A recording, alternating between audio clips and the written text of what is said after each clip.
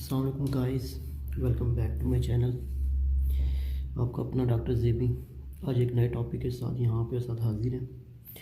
तो टॉपिक जो है रिलेटेड जो है आज एक्नी से है, क्योंकि बहुत सारे हमारे पास गर्ल्स और बॉयज़ भी आते हैं अक्सर सेम इशू के साथ कि एक्नी बहुत हो रहे हैं। एक्नी और पिंपल्स स्किन पे क्यों आते हैं, और ये कुछ मेडिसिन हमारे पास यहाँ डिस्प्ले में भी लगाएंगे। होम्योपैथिक है, हर्बल है और एलोपैथिक है, इंग्लिश मेडिसिन है। तो हम इसके बारे में भी डिस्कस करेंगे। साथ में हम आज आपको जो नेचुरल और कुछ ऐसी चीज़ें जो घर में इजीली अवेलेबल होती हैं हमारे पास, उनसे हम कैसे स्किन को ग्लो और एक्नी फ्री बना सकते हैं। चलिए अभी शुरू करते हैं। पहले तो हम बात कर लेते हैं एक्नी आते क्यों हैं। तो उसके ऊपर ये होता है कि एक्नी के फैक्टर्स क्या हैं। समटाइम ये जेनेटिक बेस होते हैं, डाइट की वजह से आ रहे होते हैं, एक्स्ट्रा स्ट्रेस जो ले रहे हैं हम, हार्मोनल चेंज हो रहा होता है, इन्फेक्शंस होते हैं, स्लीप प्रॉपर स्लीप नहीं है तो उसकी वजह से अक्सर ये बन रहा होता है इशू पिंपल्स का और एक्नीज का। और सेकंड जो है वो है वाटर कंजम्पशन। अगर वाटर लेवल्स हमारे प्रॉपरली कंप्लीट नहीं हो रहे, हम फास्ट फूड और बाकी चीज़ों पे बहुत ज़्यादा जा रहे हैं और वाटर हमारी कंजम्पशन उतनी नहीं है बॉडी की रिक्वायरमेंट के अकॉर्डिंग, तो हमें एक एक्नीज का इशू फेस करना पड़ेगा बॉडी के अंदर। और मेन ये 6 to 7 फैक्टर्स हैं जो मेन रोल्स प्ले कर रहे होते हैं एक्नीज के अंदर। और हार्मोनल चेंज, पहले इसको डिस्कस कर लेते हैं। हार्मोनल चेंज होता क्या है।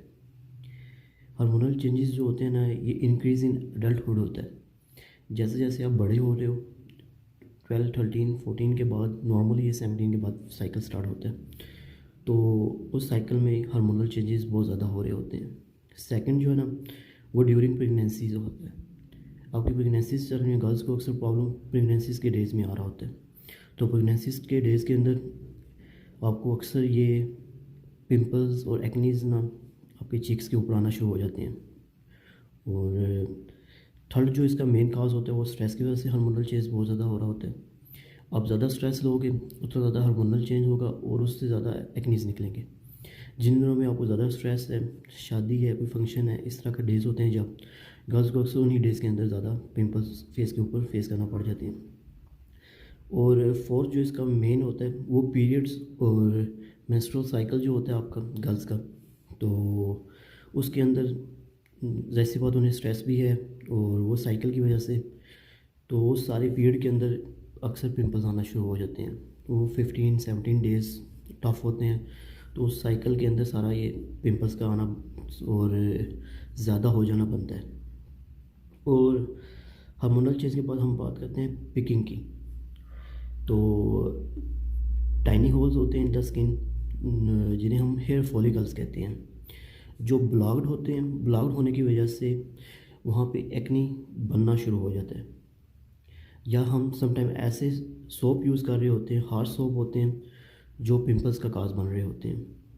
और थर्ड बात अगर हम करें इसके अंदर, तो हम ऐसे कोई फेस स्क्रब्स या टोनर्स यूज़ कर रहे होते हैं। गाज अक्सर कोई न्यू आप कॉस्मेटिक की चीज़ लेके आते हो तो उसको यूज़ कर रहे होते हो, तो उसकी वजह से भी ना कोई आपने टोनर यूज़ कर लिया, कोई क्लिनज़र यूज़ कर लिया, किसी अच्छे ब्रांड का नहीं था क्लिनज़र, तो इसलिए हम अक्सर कह रहे होते हैं अगर आपने कॉस्मेटिक के अंदर कुछ भी यूज़ करना है तो ब्रांड्स को यूज़ करो, आप ऑथेंटिक चीज़ों को यूज़ करो अगर करना भी है तो।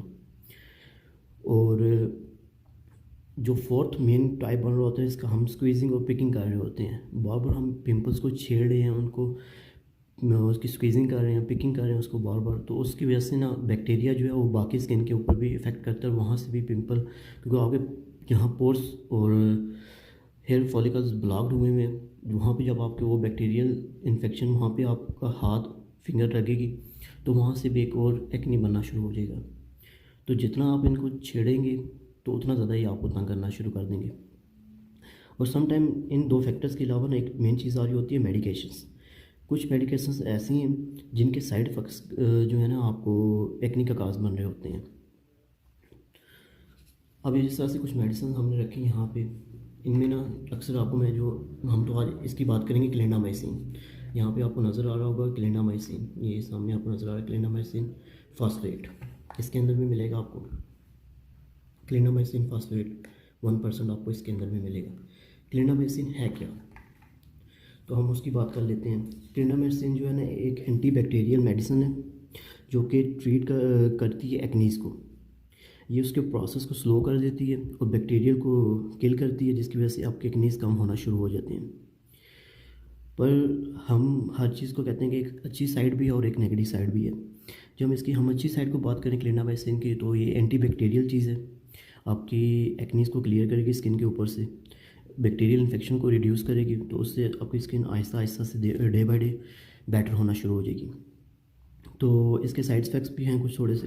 तो एक तो हम इसको अंडर 12 ईयर्स यूज़ नहीं कर सकते, और हम इसको आई माउथ थोड़ी सी प्रिकॉशंस भी हैं, उसके नियर नहीं लगा सकते हम। और अगर आपको इसकी वजह से आपको एलर्जिक फ़ील हो रही है, तो आपको थोड़ा सा भी कोई इशू आ रहा है, तो आपको इमीडिएटली इसको प्लेन वाटर के साथ रिमूव करना होगा। तो मेन इश्यूज़ या साइड इफ़ेक्ट्स क्या क्या हो सकते हैं जिन केसेस के अंदर आप इसको अर्जेंटली वहाँ से रिमूव कर दो वाटर के साथ। उसमें फ़र्स्ट ऑफ ऑल क्या है, ड्राई स्किन है, सेकंड रेडनेस होगी, थर्ड आपको बर्निंग के इफेक्ट्स आना शुरू हो गए हैं, ईचिंग हो रही है आपको स्किन के ऊपर इसको लगाने के बाद, रैश आ रहा है या स्किन की इरिटेशन फील हो रही है आपको। तो सबसे बेटर ये है कि आप उसी वक्त इसको रिमूव कर दो, अपने करीबी जो भी कंसल्टेंट है आपका, आप उसको मिलो और इसको वहाँ से आप उनको सजेस्ट करवा लो कोई और मेडिसिन। बट जहाँ पे हम इसकी बात करेंगे, एक्नी क्योर मेडिकेटेड होती है और ये होम्योपैथिक है, इजीली अवेलेबल होती है, तो एक्नीज़ के लिए, दाग दागों के लिए यूज़ हो रही होती हैं। पर ये है कि अक्सर हम जब भी इनकी बात करते हैं तो हम यही कहते हैं कि आपको अगर साइड इफ़ेक्ट्स जो मैंने 6 और 7 आपको साइड इफ़ेक्ट्स बताए हैं, अगर इनमें से आपको कोई साइड इफ़ेक्ट नहीं आ रहा तो आप यूज़ करो। अगर आपको कुछ भी फील होता है, ड्राई स्किन है, रेडनेस है, बर्निंग है, ईचिंग है, आपको रैश हो रहा है, स्किन की इरिटेशन हो रही है, तो आपका ज़्यादा बेटर यही है कि आप इसको रिमूव करो और आगे से आप इसको यूज़ ना करो। अब कुछ इस तरह के नॉर्मल प्रोडक्ट्स भी आ जाती हैं एक्नी बार, इजीली अवेलेबल हैं, इकोनॉमिकल है, इतनी कॉस्टली नहीं होती, बट इतनी इफेक्टिव भी नहीं है। इफेक्टिवनेस के ऊपर जाएंगे तो हम क्लाइसिन टी की बात करेंगे। क्लाइसिन टी एक अच्छी चीज़ है, क्लीना जेल एक अच्छी चीज़ है, क्योंकि बहुत सारे इनके अंदर इंग्रेडिएंट्स यूज़ नहीं हुए। एक क्लिंडामाइसिन है जो कि आपकी बॉडी को रिक्वायर्ड है और वहाँ वो यूज़ हो रहा है। अब हम बात करते हैं ना, जो मेरा मेन टॉपिक होता है कि मैं कहता हूँ कि आप नेचुरल चीज़ों की तरफ मूव करो। नेचुरली हम क्या कर सकते हैं अपनी स्किन को एक्नी फ्री करने के लिए? नेचुरली आपको लेमन जूस इजीली अवेलेबल है घर में, एलोवेरा इजीली अवेलेबल है, हनी वो भी इजीली अवेलेबल है।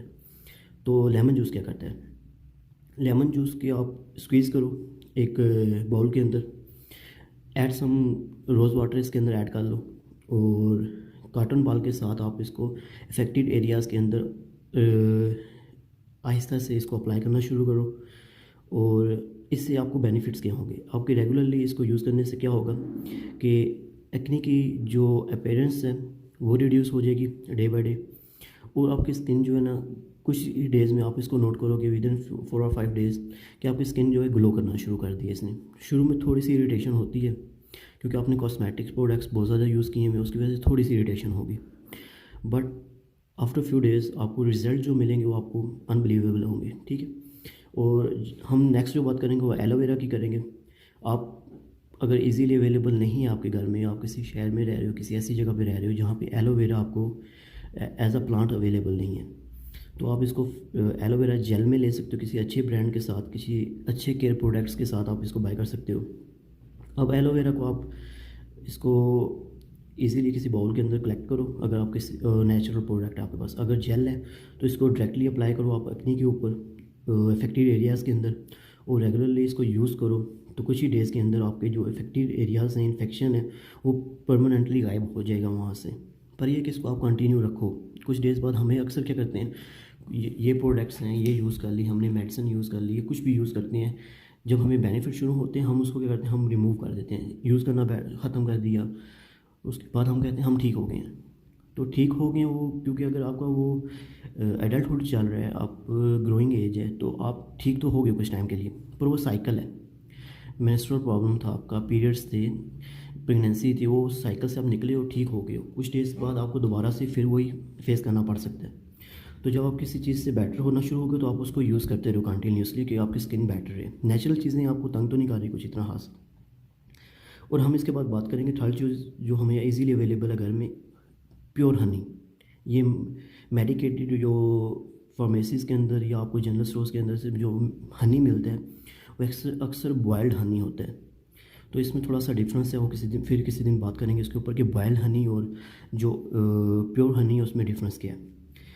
पर जो प्योर हनी आपको अगर इजीली अवेलेबल है कहीं से, तो वो उसको डायरेक्टली अप्लाई करो और उसको ड्राई होने दो अपनी स्किन के ऊपर।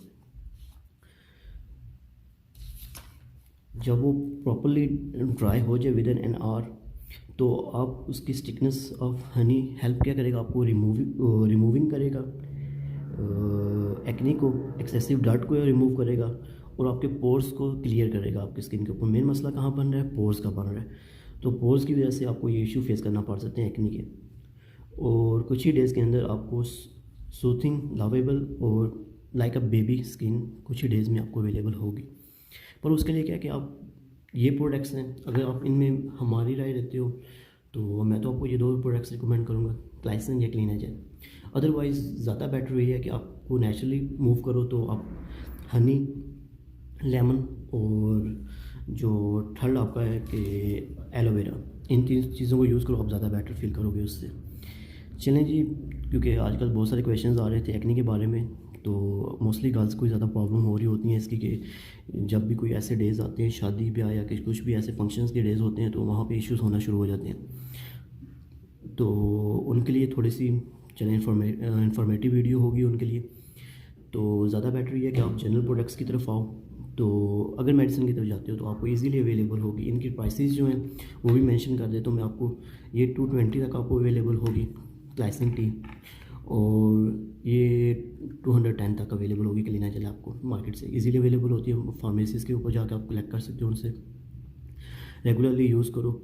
अगर आप कोई ऐसा सोप, कोई ऐसा फेस वॉश यूज़ कर रहे हो जिससे इरिटेशन फील हो रही है, तो ज़्यादा बेटर ये होता है आप उसको उसी वक्त छोड़ दो, प्लेन वाटर से उसको क्लीन करो और नेक्स्ट जो है किसी डॉक्टर से कंसल्ट करो, डर्माटोलॉजिस्ट से किसी से कंफर्म कर लो। तो अक्सर स्किन बहुत ज़्यादा ख़राब करने के बाद हम किसी से कंसल्ट कर रहे होते हैं, तो वो एक नेगेटिव पॉइंट होता है कि हम पहले क्यों नहीं जा रहे किसी के पास। चलें जी, नेक्स्ट वीडियो से आपको किसी नए टॉपिक पे बात करेंगे, क्योंकि जो आप सजेस्ट करते हैं कमेंट्स के अंदर, लाइक के अंदर, उस तरह से हमें आप अपने सजेशंस और अपने इश्यूज़ बता सकते हैं कमेंट्स के अंदर। नेक्स्ट हम उसके ऊपर बात कर लेंगे। ठीक है जी, थैंक यू। नेक्स्ट वीडियो के साथ आपके साथ मिलते हैं हम। ओके।